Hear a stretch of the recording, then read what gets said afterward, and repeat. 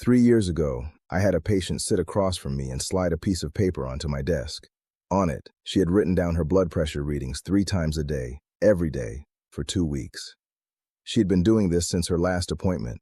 I looked at the first 7 days. Consistently elevated, 158 over 94, 162 over 97, 155 over 91. The numbers I had been treating for months with medication and lifestyle guidance. Then I looked at the second 7 days.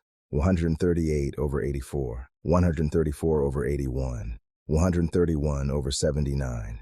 I looked up at her. I asked what had changed. She said, "I added something to my water.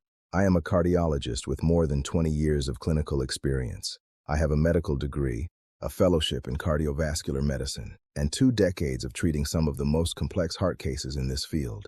And in that moment, I was genuinely curious in a way that medical school does not fully prepare you for, because those numbers on that piece of paper represented a clinically significant reduction in 7 days from something she put in her water. I did not dismiss it. I investigated it. And what I found in peer-reviewed clinical literature, in randomized controlled trials, in mechanistic research, reaching back decades, changed how I counsel every patient over 60 who sits in my chair. What she added to her water is what we are talking about today, all of it. The science behind it, the mechanism, the clinical evidence, the exact preparation, and the precise reason it works specifically for the cardiovascular system of an adult over 60.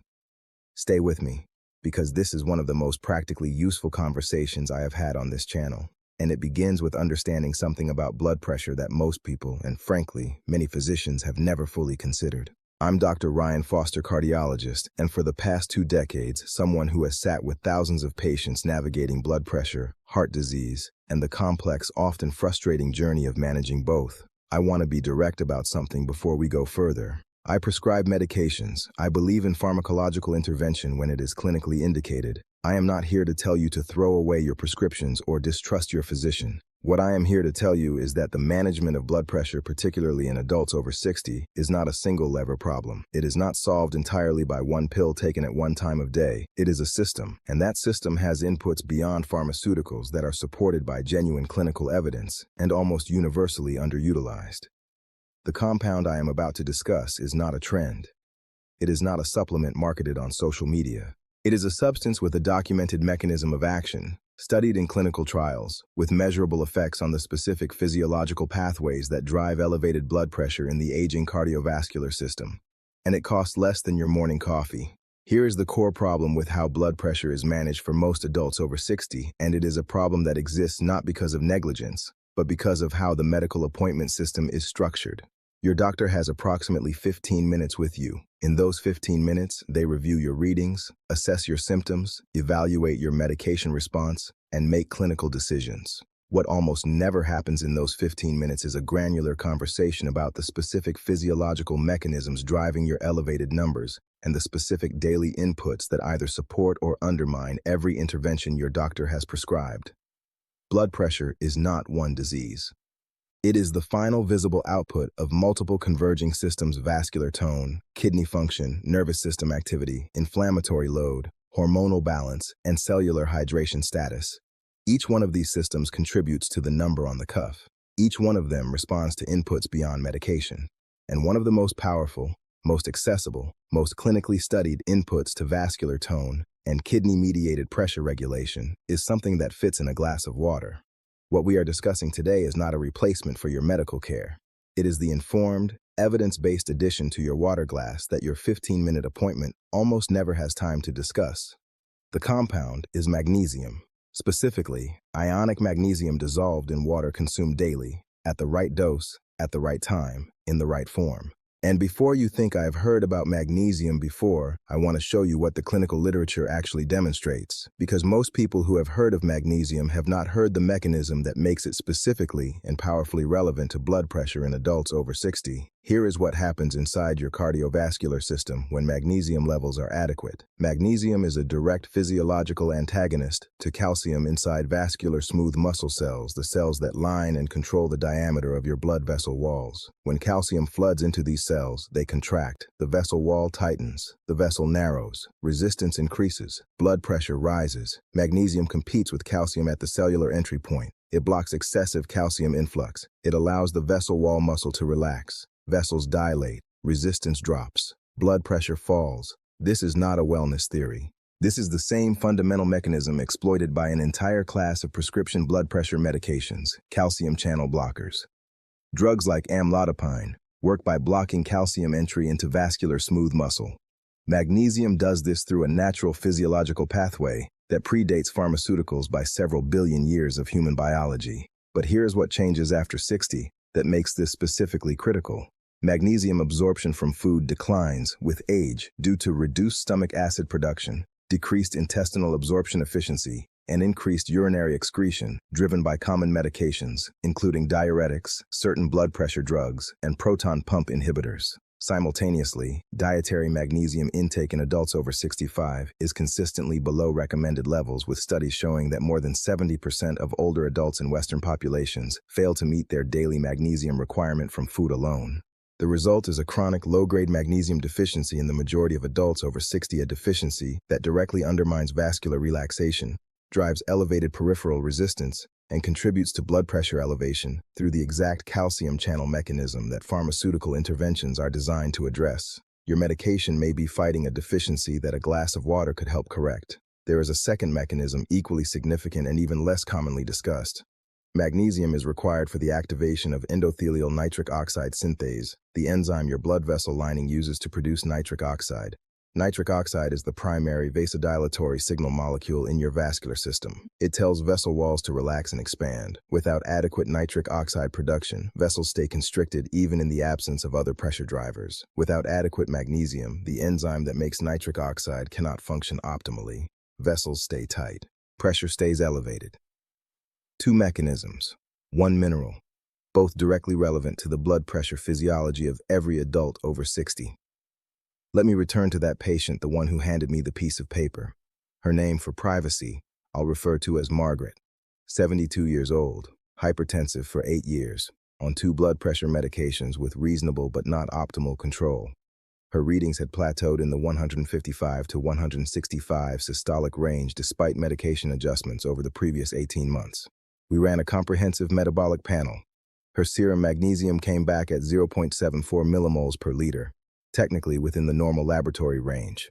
But, and this is clinically important, serum magnesium is one of the least sensitive markers for total body magnesium status. Only approximately 1% of total body magnesium circulates in the blood. The rest is stored in bone and soft tissue. A serum level in the low normal range frequently reflects a meaningful total body deficit that a standard blood test will never capture. Her level was technically normal. Functionally, her tissues were likely running low. What she had added to her water was magnesium specifically. Magnesium chloride flakes dissolved in water, consumed in a small amount each morning and evening. A combined daily dose in the range studied in clinical trials. Her physician, not me, at that point had not recommended it. She had read about it independently, discussed it with a naturopath, and begun it without telling anyone, which is something I always address. Always inform your physician about anything you add to your daily routine. When I saw her numbers and investigated the mechanism, I found them entirely consistent with what the clinical literature would predict, and we formalized the addition into her care plan with monitoring and appropriate follow-up.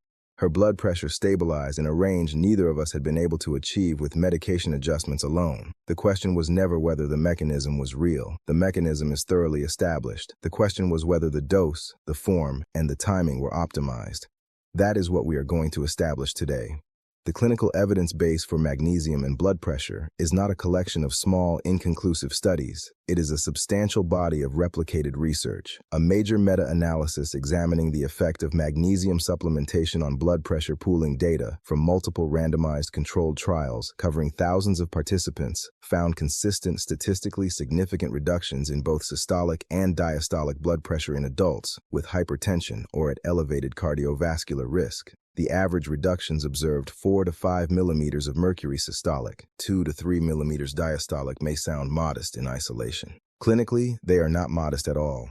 Research consistently shows that a sustained 5 millimeter reduction in systolic blood pressure corresponds to approximately a 14% reduction in stroke risk and a 9% reduction in coronary heart disease risk across a population. For an adult over 60 who is already managing elevated blood pressure, a consistent, sustained reduction of that magnitude from a single daily addition to their water glass represents a clinically meaningful contribution to their cardiovascular protection at essentially zero cost and zero side effect burden when used appropriately. Among adults over 65, studies estimate that between 70 and 80% have insufficient daily magnesium intake, more than 3 in 4 seniors, not a small subset. The overwhelming majority walking around with a deficiency that directly undermines the vascular relaxation their blood pressure medications are working to support. Standard blood tests will miss it in most cases. Standard appointments will not discuss it. Standard prescriptions will not correct it. That is the gap, and it is one of the most addressable gaps in senior cardiovascular care. Now let me tell you about 3 things already in your daily life that are actively depleting your magnesium levels every single day. At least 2 of these apply directly to you. The first is diuretics, specifically thiazide and loop diuretics, commonly prescribed for blood pressure and fluid management. Diuretics increase urinary output. That is their mechanism, but they increase the urinary excretion of magnesium alongside sodium and water. Long-term use of diuretics, which is the situation for millions of seniors on blood pressure management, creates a chronic progressive magnesium drain that is almost never compensated for. If you take a diuretic, your magnesium requirement is higher than it is for someone who does not, and your dietary intake is almost certainly not meeting that elevated requirement. This is a clinically established interaction that is routinely under-discussed in blood pressure management. The second is proton pump inhibitors, PPIs, the acid suppression medications commonly taken for acid reflux and gastric protection. Long-term PPI use defined as 1 year or more, which describes the situation of many seniors, reduces intestinal magnesium absorption. The FDA issued a safety communication specifically about hypomagnesemia associated with long-term PPI use. This is not a theoretical concern. It is a documented, regulatory acknowledged drug effect that applies to tens of millions of older adults. If you take omeprazole, pantoprazole, esomeprazole, or any similar medication alongside a blood pressure drug, your magnesium is being depleted from 2 directions simultaneously, and your blood pressure control is being undermined from both. The third is processed and ultra-processed food, specifically the displacement of magnesium-rich whole foods from the daily diet. Magnesium is found in highest concentrations in dark leafy greens, legumes, nuts, seeds, and whole grains. The processing of these foods removes magnesium. A diet built substantially on processed or packaged foods, which describes the dietary pattern of a significant proportion of seniors, particularly those living alone or with reduced cooking capacity, provides a fraction of the magnesium a whole food diet would supply. You cannot supplement your way entirely out of a poor dietary baseline, but understanding that your dietary pattern may be failing to deliver an essential vascular mineral, even while you take medications designed to manage the consequence of that deficiency, is a critical piece of the complete picture. 3 specific clinical actions to bring to your next appointment. Write these down. The first is a RBC magnesium test, not a serum magnesium test. Red blood cell magnesium measures the magnesium concentration inside red blood cells, a significantly more accurate reflection of tissue magnesium status than the serum level that standard panels report. Ask for it specifically by name. RBC magnesium. If your doctor orders serum magnesium and tells you it is normal, that reading may be missing the functional deficit that is driving your vascular resistance. Most laboratories offer this test. Most doctors never order it unless specifically requested. It is the single most important diagnostic step for understanding your personal magnesium status. The second is a medication-nutrient interaction review specifically focused on magnesium depletion. Ask your doctor or pharmacist to identify every medication in your current regimen that is known to deplete magnesium. Diuretics, PPIs, certain antibiotics, certain diabetes medications. This review, which takes approximately 5 minutes and requires no tests, may reveal that your current drug regimen is systematically depleting a mineral your cardiovascular system depends on. The third is a 24-hour dietary magnesium estimate. Write down everything you eat for 1 complete day. Use a free nutrition tracking tool to calculate your approximate magnesium intake. Compare it to the recommended daily allowance of 320 to 420 milligrams for adults over 60. In the vast majority of cases, you will find a significant gap. That gap, quantified, is your clinical starting point. It is the number your doctor needs to understand your baseline before making any supplementation recommendation. Now, exactly what to add to your water, how to add it, and when. Precision matters here. This is not a general wellness recommendation. This is a specific clinical protocol based on the doses and forms studied in the literature. The form, magnesium citrate or magnesium glycinate, dissolved in water. These two forms have the highest absorption rates and the lowest rates of gastrointestinal side effects among commonly available magnesium compounds. Magnesium oxide, the most common form sold in pharmacy supplements, has absorption rates as low as 4%. It is the least bioavailable form and the one most likely to cause gastrointestinal discomfort.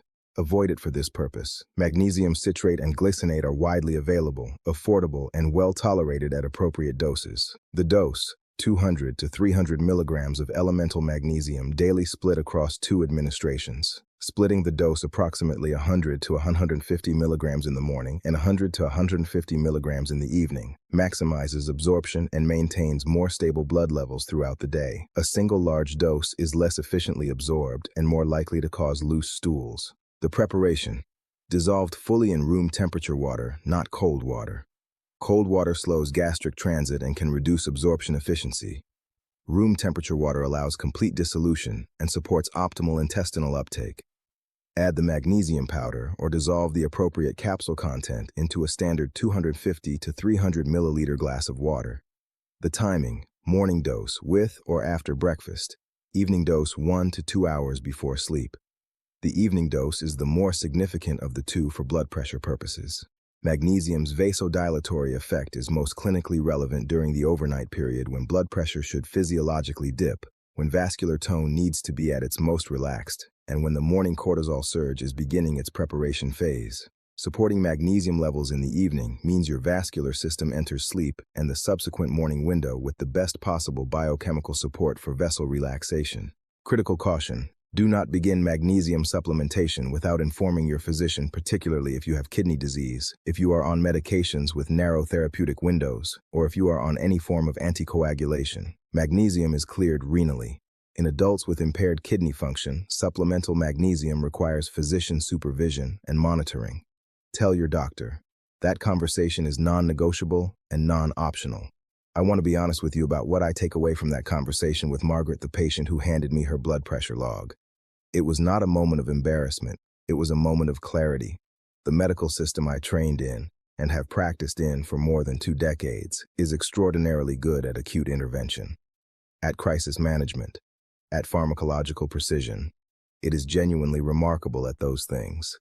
It is less consistently good at the space between appointments, at the daily inputs that cumulatively determine whether the medications prescribed at those appointments reach their full potential, at the conversation about what is in the glass of water sitting next to the pill on the bedside table. Margaret did not need a new medication. She needed something so simple, so affordable, so completely available that no prescription pad was ever going to capture it. And she found it not because her medical team failed her, but because the system was not designed to take her that far. I think about the patients who never find it, who continue on the medication treadmill, dose adjustments, additions, side effects, while a gap in their daily chemistry quietly undermines every intervention. Not because nobody cares, because nobody had the 15 minutes to get there. You have something now that most people do not have when they sit across from their doctor. A mechanism, a form, a dose, a timing, a set of tests, and a specific informed question. Walk in with that, not as a challenge to your physician, as a contribution to your own care. Let me bring everything together with complete clarity. Blood pressure after 60 is driven by multiple converging physiological systems. One of the most consistently underaddressed is magnesium-mediated vascular tone, the calcium channel mechanism that allows vessel walls to relax, that supports nitric oxide production, and that is chronically undermined by age-related absorption decline, medication-induced depletion, and dietary insufficiency in more than 70% of adults over 65. Magnesium citrate or glycinate at 200 to 300 milligrams of elemental magnesium daily, split into morning and evening doses dissolved in room temperature water, addresses this mechanism directly. The clinical evidence for its blood pressure effect is consistent, replicated, and mechanistically sound. 3 hidden daily factors: diuretics, PPIs, and processed food displacement may be actively depleting your magnesium right now, silently undermining your blood pressure control from underneath your medication regimen. 3 clinical actions will quantify and address this. An RBC magnesium test, a medication-nutrient interaction review focused on magnesium depletion, and a 24-hour dietary magnesium estimate. Your 3 actions starting today. 1. Do not add anything to your water before speaking with your physician. Write down today's agenda. RBC magnesium test. medication nutrient depletion review, dietary magnesium estimate. That is your complete list for your next appointment. 2. Check your current supplement cabinet. If you have magnesium oxide, understand that it is the least bioavailable form for this purpose. The conversation with your doctor should include a discussion of form citrate or glycinate, not just dose. 3. If your doctor clears you for supplementation, begin with the evening dose first. 1 glass of water, 100 to 150 milligrams of elemental magnesium citrate or glycinate, 1 hour before sleep, then add the morning dose 1 week later. Track your blood pressure readings morning and evening and bring that log to your follow-up. Has your doctor ever tested your RBC magnesium level? Have you ever been told that your blood pressure medication might be depleting the very mineral your vessels need to relax? Tell me in the comments below. I read every single one, and your experience genuinely guides what this community needs to hear next. If this video gave you something meaningful today, please share it with one person over 60 in your life who is managing blood pressure and has never heard the word magnesium in a cardiovascular context. This is precisely the information that falls in the space between appointments. Your share could open a door for someone whose medical team has never had time to walk them through it. Subscribe to Dr. Ryan Foster for evidence-based cardiovascular content built specifically for adults navigating health after 60. There is so much more critical ground ahead. We are just getting started. One final and completely direct point. Everything discussed today reflects current peer-reviewed research and my clinical experience in cardiovascular medicine. It is educational information, not personal medical advice. Magnesium supplementation, while generally well tolerated, is not appropriate for everyone. Adults with kidney disease, those on narrow therapeutic window medications, and those with specific electrolyte conditions require individualized physician guidance before any supplementation. Do not add anything to your daily routine, including what I have described today, without informing your own physician first. That conversation is the most important step. Your vessels have been working to maintain your blood pressure for every decade of your life. Give them the chemistry they need to do it well. Walk into your next appointment prepared. Walk in with your RBC magnesium test request. Walk in with your medication depletion question. Walk in with your log. One informed conversation. That is where it all begins. I will see you in the next video. Until then, take exceptional care of yourself and of everyone you love.